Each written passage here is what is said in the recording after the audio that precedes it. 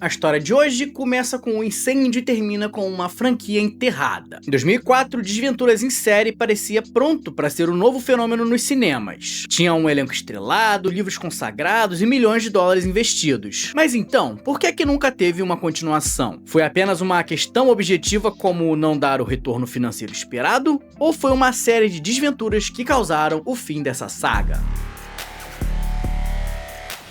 Oi galera, eu sou o André Con, seja muito bem-vindo ao Conversando e ao meu triste trabalho documentar essa história. Se você estiver procurando um conto com um final feliz, eu aconselho procurar um outro vídeo, porque aqui você vai ver a incômoda jornada de Desventuras em Série. Uma produção que pareceu fazer uso da metalinguagem para seguir os passos dos seus personagens através de uma série de desventuras que poderiam ter terminado com um final feliz, com várias sequências adaptando os livros desse universo, porém cuja conclusão nos cinemas foi um tanto quanto amarga. Então, se você estava morando em Marte em 2004, chegou nos cinemas Desventuras em Série, um filme que causava uma certa estranheza com a mistura de tons arrepiantes, humorísticos e aventurescos ao mesmo tempo. Essa obra era baseada na saga de livros escrita pelo Daniel Handler. Esse universo foi um grande sucesso literário e os livros chegaram a 13 volumes publicados, e já naquela época, no início dos anos 2000, 11 livros já estavam nas prateleiras e tinham vendido 22 milhões de cópias. A história dos filmes era sobre os órfãos Baudelaire, a Violet, o Klaus e a Sunny, que perdem seus pais depois de um incêndio na sua mansão. Vítimas desse trágico evento, os irmãos acabam em uma situação ainda mais complicada quando são colocados sob a tutela do Conde Olaf, um ardiloso malvado que tem como intenção herdar a fortuna da família dos órfãos. E para fazer isso, esse cara não vai abrir mão de estratégias nefastas, se disfarçando de várias outras pessoas e buscando até mesmo assassinar as crianças. Diante desse problema, os três irmãos buscam ficar juntos, ao mesmo tempo em que tentam sobreviver aos planos maléficos do Conde Olaf e desmascarar o vilão para que eles sejam deixados em paz de uma vez por todas. Filme um pouquinho mais sombrio e adulto que tem um velho safado buscando machucar crianças inocentes, tudo por conta do seu pilantrismo e da sua ganância. Bom, esse é o tipo de sinopse que não costuma cair tão bem com o público um pouquinho mais infantil. Isso porque geralmente esse tipo de situação é mascarada ou pelo menos atenuada pela fantasia, pelos poderes mágicos ou até por uma comédia exagerada como é o que acontece em Esqueceram de Mim. Mas não é o que acontece aqui, porque a temática desse filme caminha sobre uma linha tênue entre a comédia e o drama, além de ter pitadas de horror, o que acaba sendo algo bem incômodo e um pouquinho mais difícil de digerir. Mas antes de eu falar disso, vamos ver quais foram os desafios que essa produção teve que passar para poder chegar no cinema. Essa história começa lá no ano 2000, um ano depois do primeiro livro, que tinha sido publicado em 99, chegar nas prateleiras. Foi já na virada do milênio que a Nickelodeon adquiriu os direitos para fazer essa adaptação. Mas a Nickelodeon Movies era um estúdio ainda um tanto quanto novo, ela tinha sido fundada ali no ano de 95. E assim, quem entrou mesmo com a grana para cofinanciar essa produção foi a Paramount. Mas guarda essa informação porque essa história de cofinanciamento vai ser um dos problemas dessa história toda aqui. Juntando forças, os dois estúdios trouxeram o Scott Rudin para ser o produtor do filme e o diretor seria o Barry Sonnenfeld, que parecia o cara perfeito para essa adaptação, tendo feito os filmes da família Addams dos anos 90. Já para escrever o script, quem veio foi o próprio autor da saga, o Daniel Handler, trazido pelo diretor. Só que é o seguinte, essa parceria entre o diretor, o produtor e o autor da saga acabaria durando bem pouco por conta de um péssimo alinhamento entre os dois estúdios na questão do cofinanciamento dessa obra. Apesar do script já estar ali quase pronto, o Scott Rudin entendeu que o orçamento não estava de acordo com o que seria preciso e ele decidiu largar o projeto. O que ele disse quando ele saiu foi o seguinte: bem, se a gente não consegue definir o dinheiro, a gente devia parar e reescrever o roteiro para que ele se encaixe no orçamento que eles querem fazer o filme. Meio que jogando um shade ali nos estúdios porque eles não estavam cumprindo com o orçamento que eles tinham definido quando ele tinha sido contratado. E bem, se perder o produtor principal não era lá o melhor dos cenários, pior ainda foi quando esse filme perdeu o seu diretor, para quem o roteiro tinha sido escrito. Foi também por divergências nas questões orçamentárias que o Barry Sonnenfeld acabou deixando esse projeto. E aí quem chegou para ajudar a tirar esse projeto do papel foi na realidade um terceiro estúdio por completo. Isso porque foi mais ou menos nessa época aí que a DreamWorks chegou junto para fazer a distribuição desse filme e claro, dar uma forcinha negocinho extra na grana. E assim, eu acho um tanto quanto curioso ver que o estúdio principal aqui, a Paramount, estava sendo acusado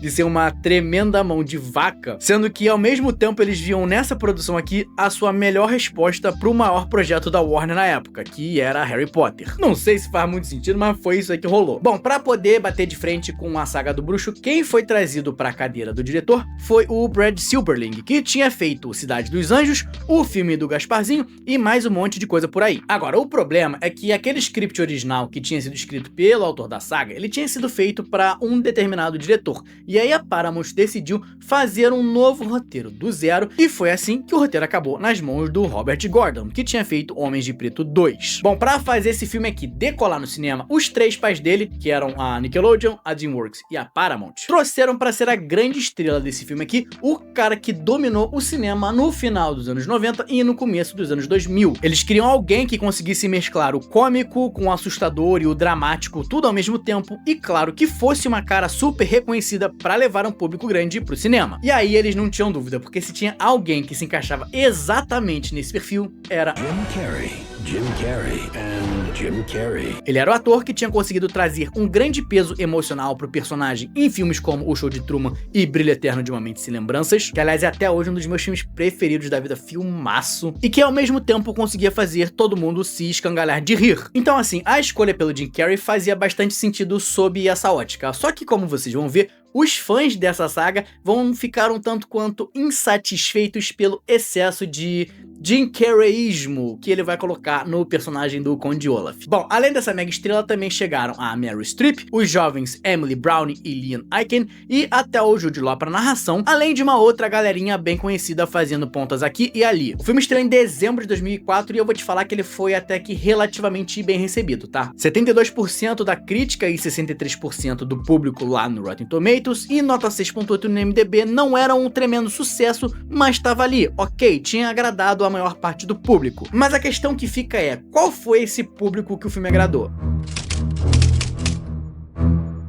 Eu acho que dá tranquilamente pra gente dizer que Desventuras em Série não foi um grande filme de tremendo sucesso como foi, por exemplo, Harry Potter, As Crônicas de Nárnia e outros filmes daquela época. Eu, por exemplo, tinha 12 anos quando esse filme saiu nos cinemas, então eu era literalmente o público-alvo dessa saga, mas ainda assim, nunca foi um filme que me marcou de verdade, nunca foi o tipo de saga que me puxou pra dentro dela e deixou alguma marca enquanto eu tava crescendo. E eu diria que não só eu, tá? Porque apesar dessas boas avaliações, esse filme não conseguiu fazer tanto dinheiro assim no cinema. Com o orçamento avaliado ali em cerca de 100 milhões, o filme fez na sua totalidade 212 milhões. Como um filme precisa fazer ali por volta de 2 a 3 vezes o seu orçamento inicial para poder começar a dar lucro, é possível que Desventuras em Série tenha feito alguma grana, mas honestamente não foi muita. Mas mesmo assim, com um lucro menor, ainda existiam sim planos para fazer uma sequência desse filme. Embora não tivesse sido oficialmente anunciado, o script para uma possível sequência chegou a ser desenvolvido, aliás, escrito pelo próprio autor da saga, e os estúdios se encontravam frequentemente para planejar essa continuação. Mas aí essa história de ter muita gente cofinanciando o mesmo projeto levou a uma situação tanto quanto complicada. Ah não, porque assim é melhor fazer desse jeito, não, teu jeito tá errado, não, é assim que tem que ser, mas eu também botei dinheiro, mas eu também botei. E aí, meu irmão, quando tem muito cacique pra pouco índio, você já imagina o que acontece. O próprio autor da saga chegou a dizer que esteve em várias dessas reuniões e que toda vez aparecia alguém novo, alguém que ele nunca tinha visto com um plano diferente sobre como tocar esse projeto. E aqui, gente, acontecia todo tipo de entrave entre as partes envolvidas, tá? Eles iam desde os direitos sobre o que é que pertencia a quem, passando pela visão artística sobre como fazer isso, e chegando, claro, no orçamento, porque afinal, quaisquer possíveis sequências teriam necessariamente que envolver o Jim Carrey, o que, evidentemente, levaria os custos ainda mais pra cima. E aí essa demora toda pra tirar isso do papel gerava um outro problema, porque sendo uma saga infanto-juvenil com jovens atores, eles precisavam agir rápido, porque aqueles seres humanos estavam envelhecendo e iam acabar passando da idade pra interpretar aqueles personagens, e foi exatamente isso que aconteceu. Só que é o seguinte, mesmo com todas essas desventuras acontecendo,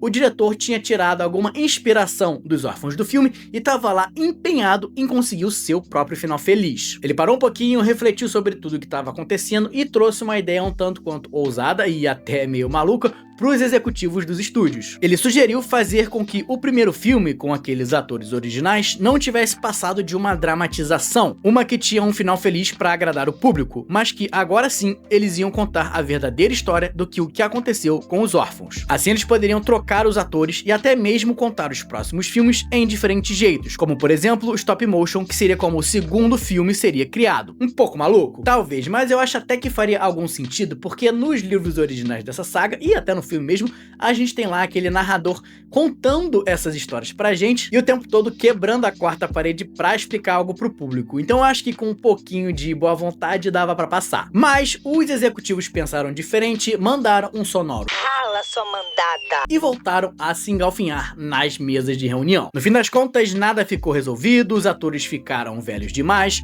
o universo caiu no esquecimento e nunca teve uma sequência no cinema. Agora, uma questão que fica é, por que é que caiu no esquecimento? Ou melhor, por que é que não foi um sucesso estrondoso? Afinal, se esse filme aqui tivesse sido um hit absurdo, eu acho que os executivos não iam estar lá debatendo questões orçamentárias e iam ter aprovado uma sequência de imediato. E aqui eu acho que a gente tem que se perguntar qual foi a audiência que realmente gostou desse filme. Eu já te digo uma que não se agradou, que foram exatamente os fãs do livro. A adaptação não caiu no gosto geral dos fãs naquela época. Eu acho até que essa percepção mudou com o passar do tempo, mas lá no começo dos anos 2000, a galera caiu em cima. A maior parte das reclamações foram direcionadas em 3 frontes: o Conde Olaf, o tom do filme e como essa narrativa agrupa os 3 primeiros livros em apenas um longa. Vamos lá tentar entender cada uma delas. Sobre o Conde Olaf foi aquilo que eu mencionei antes, que era a Jim Carreyização do personagem. Isso porque nos livros esse cara é um tremendo desgraçado, um cara bem sombrio que era pra dar medo, enquanto no filme eles colocaram um tom bem mais excêntrico, beirando a maluquice e a bobeira, com algumas pitadas de maldade,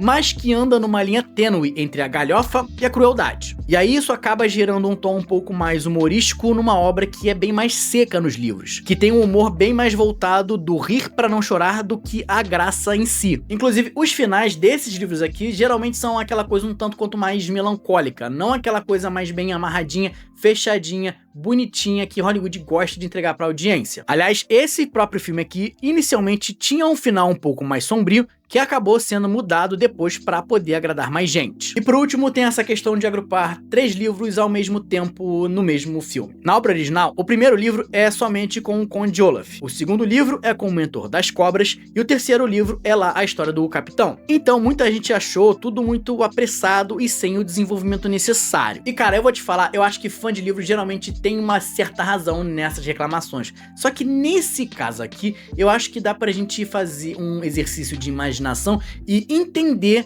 por que essas decisões foram tomadas. Primeiro porque assim, os livros dessa saga eles são curtos, sabe? O mais longo desses 3 primeiros livros tem no seu original 214 páginas. E aí muita coisa que acontece no livro pode ser empolgante lá e servir para um desenvolvimento mais intimista dos personagens. Mas quando você transporta para a tela, você acaba correndo o risco de ter uma coisa bem monótona. Ó, por exemplo, sabe aquela cena em que os órfãos estão lá na casa do Conde Olaf e eles precisam dar um jeito de fazer macarrão pro Conde e pros amigos dele pro jantar? Agora, sabe como é que é no livro? O Conde simplesmente deixa pra ele uns trocados, eles vão no mercado, fazem as compras e depois eles têm que voltar pra fazer a comida. Seria interessante ver isso no cinema? Então eu realmente entendo o pensamento de tentar fazer um espetáculo maior aqui, sabe? Tentar trazer as partes mais emocionantes dos 3 livros que são curtos pra fazer um filme mais empolgante, mesmo que você acabe cortando certas coisas ou tendo que fazer algo mais apressado. Então eu acho que essa adaptação aqui tinha um desafio complicado, porque se fizesse algo super fiel e adaptasse somente o primeiro livro, talvez não fosse empolgante o suficiente, e se eles esticassem um pouco mais a corda da liberdade criativa para poder fazer isso,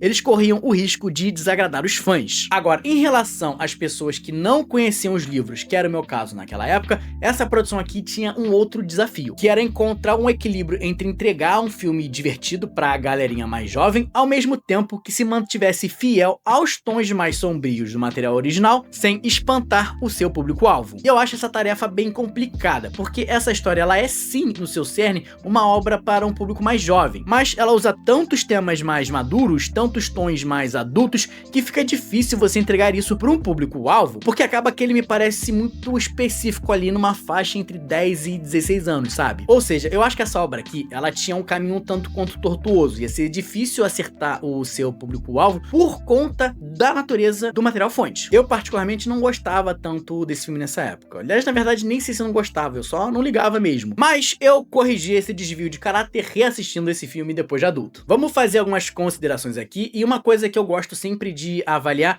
é entender o que é que esse filme me promete e então ver se ele realmente entregou o que ele me prometeu. E cara, Desventuras em Série, ele te promete uma coisa e ele te entrega exatamente aquilo. É uma história amarradinha que conta como os órfãos conseguem se livrar do Conde Olaf num misto de aventura, drama e comédia. Uma coisa que eu achei muito legal, por exemplo, foi como todas as peças que o roteiro coloca pra gente ao longo do filme, ele apresenta porque vão ser usadas. As habilidades dos órfãos são colocadas ali porque elas serão utilizadas para eles saírem de situações perigosas que eles se encontrem. A juíza tá lá não só para ser uma juíza, mas porque esse título vai ser importante na cena final do filme. A história trágica do marido da terceira guardiã não é contada à toa, e sim usada como um prenúncio do que o que vai acontecer depois. Ah, mas André, é claro, isso tudo tava no livro? É, mas tem um monte de obra por aí que pega o livro, entende que as coisas estão lá, colocam no seu filme e depois não utilizam, como é o caso, por exemplo, da tal caixa lá de Eu Sou o Número 4. Então assim, o filme encadeia diversas peças que podem parecer estar ali só pra fazer cena, mas não, elas estão ali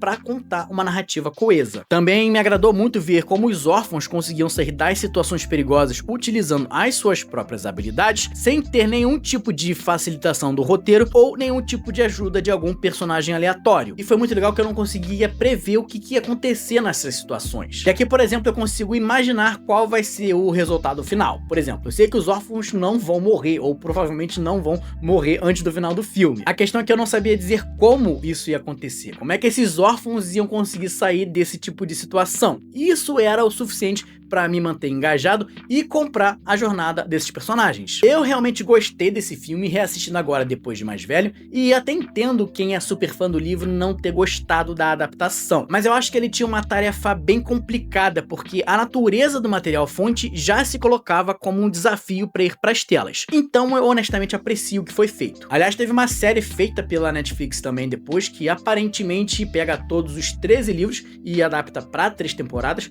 Parece que a galera realmente gostou e até eu fiquei bem curioso para ver como é que isso foi desenvolvido. Desventuras em Série poderia ter virado uma franquia grande no cinema, mas uma série de infortúnios acabou selando o destino dessa obra de um jeito diferente do que o dos órfãos do filme. Como os diferentes estúdios que tinham os direitos dessa obra não chegaram num acordo e o dinheiro arrecadado não foi o esperado, nem mesmo todo o esforço do diretor foi suficiente para convencer os executivos que esse universo merecia uma chance de continuar vivo no cinema. Antes de você, deixa nos comentários se você gostava desse filme, ou se você prefere a série, ou se você não curtiu nenhum dos dois, também tá valendo. Valeu, gente! Muito obrigado por me receber na sua casa, um abraço e até a próxima!